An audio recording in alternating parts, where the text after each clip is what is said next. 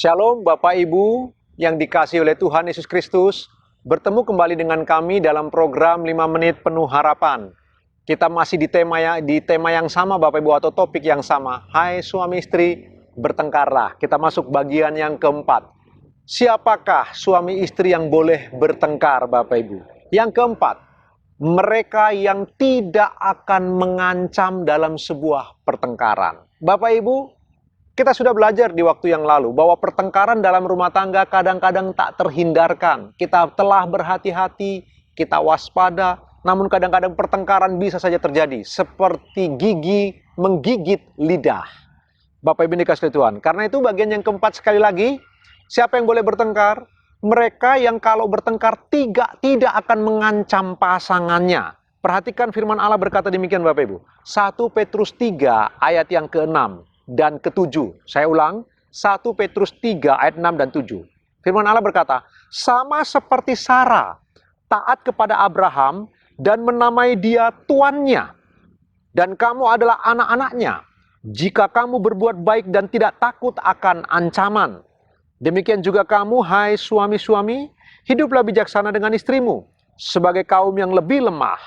Hormatilah mereka sebagai teman pewaris dari kasih karunia, yaitu kehidupan, supaya doamu jangan terhalang. Bapak Ibu yang dikasihi Tuhan, Rasul Petrus memberi nasihat.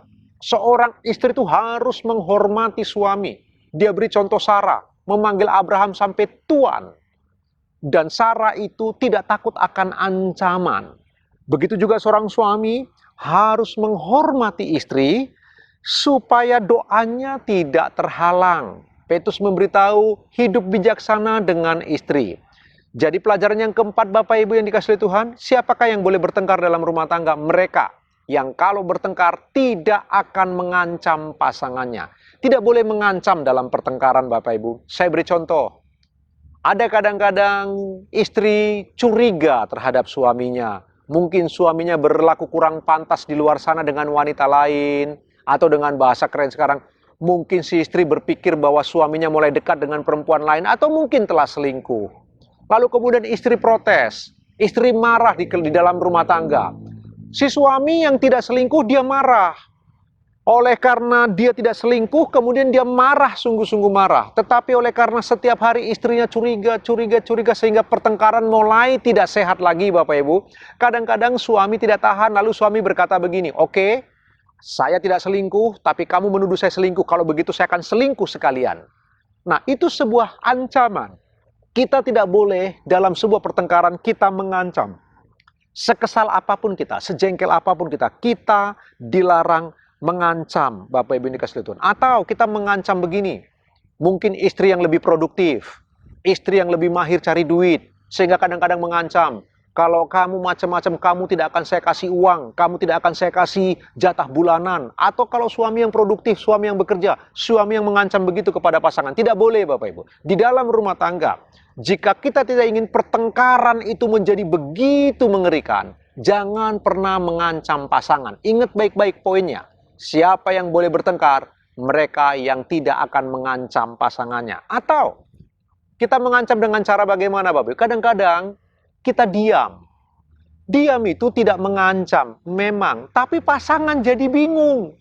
Pasangan bisa sulit bersikap. Mereka tidak tahu apa yang mereka akan lakukan. Karena kita diam, mereka jadi serba salah.